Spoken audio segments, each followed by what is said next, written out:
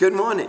In this week's Sidra of Vaeira, Hashem famously tells Moshe, even before the plagues begin, "Ani akshed leiv Pharaoh, I will harden Pharaoh's heart. He won't listen to you, he won't send out the Jewish people. You have a long and tough road ahead, and it's going to be full of plagues." And the question, of course, is that why is it that Hashem is doing this to Pharaoh's heart? Why is he interfering with his freedom of choice? Freedom of choice is an absolutely foundational principle and concept in Jewish life. That's something that's so basic to who we are and what we're about. We have the choice of whether to do the mitzvot, whether to bond and connect with Hashem and to do something meaningful and holy or not. And to take that away from Pharaoh and then hold him responsible for it, well, it seems a little unfair.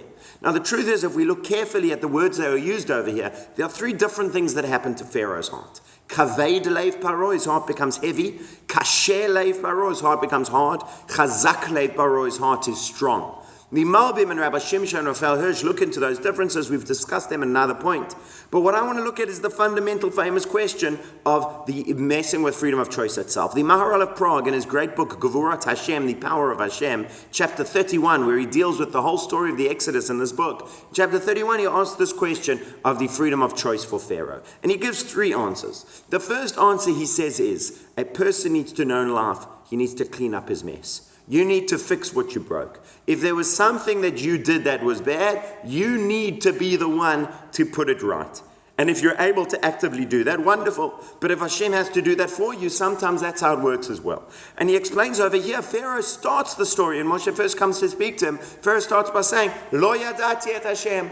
I don't know God. I do not believe in the power of Hashem in this world. Well, Pharaoh, if you don't believe in God, if you don't see the power of God, then you will have to be the one through whom the power of Hashem is made manifest. And had Hashem brought 1 or 2 or 3 or 5 plagues or 6 plagues, you would have seen a certain extent of the revelation of the power of Hashem. Through 10 plagues, you see it much more. This is the greatest godly intervention that the world has ever seen. And at the end of the 10 plagues, you really have a sense there is a God in the world, Ani Hashem.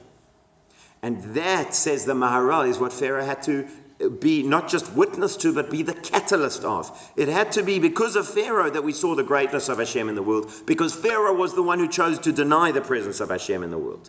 And it's a little bit like, I'm thinking there's sometimes that there are inevitable consequences of your actions that it's now too late to pull out of. If somebody, God forbid, is driving irresponsibly, they drink and now they start driving, and they apply the brakes too late.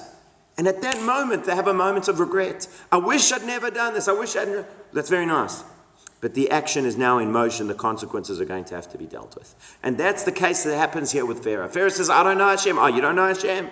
By the end of the story, you will know Hashem. By the end of the story, the whole world will know Hashem. That's the Maharal's first answer. The second answer, he says, is that if you look at these 10 plagues, it's really 2 sets of 5. It's not really 2 sets, it's really a sliding scale. We won't have time about that now. But the first 5 relate to the land, the second 5 relate to the heavens. Maharal says elsewhere that the plagues go from lowest to highest, water to frogs to earth to wild animals to boil, and then it starts going hail, locust, then the next 5 are all plagues from above. He says the plagues from this world, a human being has the power to resist. That's within the willpower to say, I choose not to listen to pay attention to be convinced by that plague.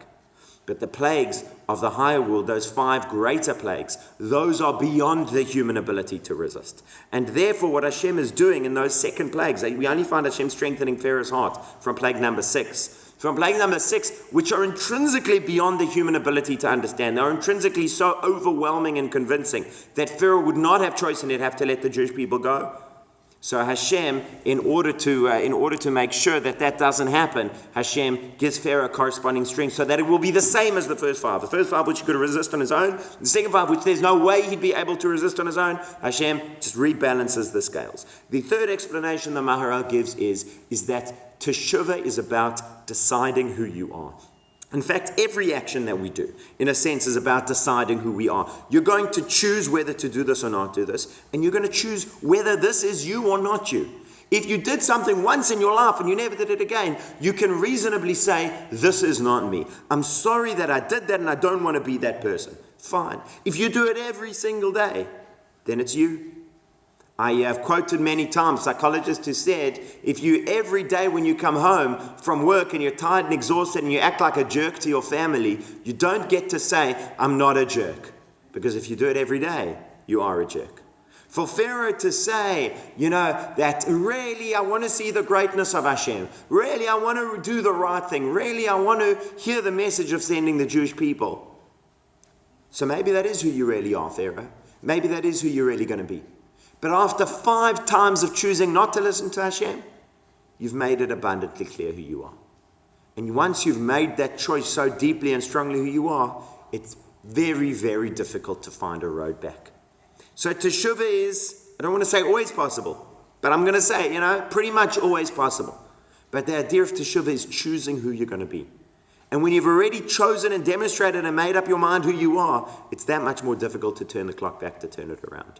So those are the 3 explanations of the hardening of Pharaoh's heart. Number 1, he had to repair the damage that he had done in terms of denying Hashem. Number 2, the 5 later plagues were so strong, Hashem needed to give him the balance. And number 3, that he had chosen that he was the one who didn't let them go.